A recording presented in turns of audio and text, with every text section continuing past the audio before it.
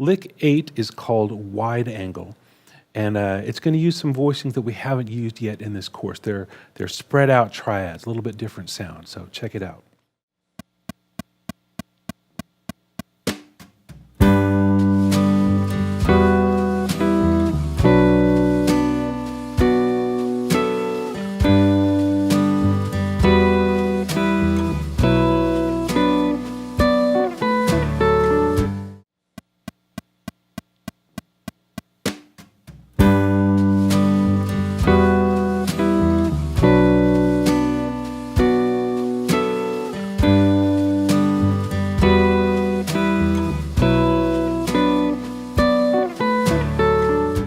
In some previous licks in this course, we've been using closed position triads. So that would be something like this. If you played this as a G triad, all of the notes fall within an octave or less.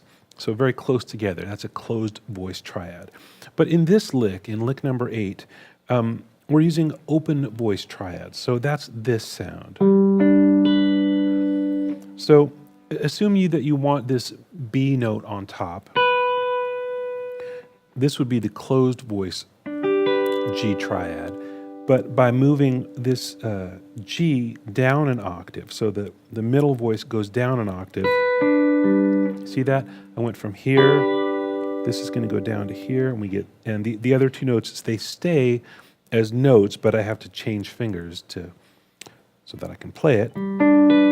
So that's that sound. That's an open-voiced G triad. Really nice sound. Again, it has to do with what else is going on around you. Sometimes that sound lets other parts move more freely. This is a tight sound. This is a more open sound. So that's G. For E minor, I wanted to have a little motion. So eventually we're going to get to this E minor, which again comes from taking a closed triad shape and dropping the middle note down an octave, and then you have to refinger it so that it's humanly playable. But to get some motion in it, I want to go from 9 to 1. So on E minor, F sharp to E gives us a 9 to 1 or 2 to 1 motion.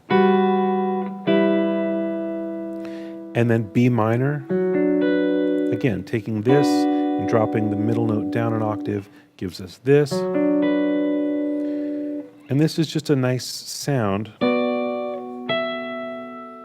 On the B minor, I'm thinking this is a spread B minor triad, and this is just some color on top. That's the 7 and the 11.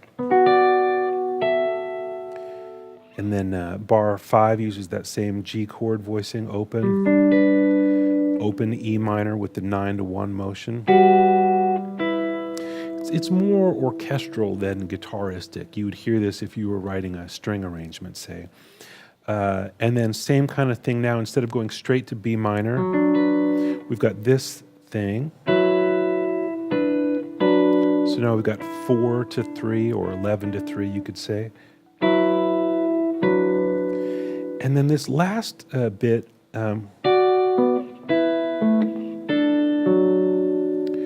that's as the chords are changing from B minor to D. This all comes out of sort of pentatonic, just thinking B minor pentatonic. The notes we have are B, D, E, F sharp, A, B. So I'm just using voicings that just use those notes. We start here with a B minor shape. This is, you don't even have to think of what it's called. I'm just moving down the pentatonic scale. So this note goes down to here. This note goes down to here. You see that? If you follow the B minor pentatonic along the same strings, you get this. And I break it down rhythmically.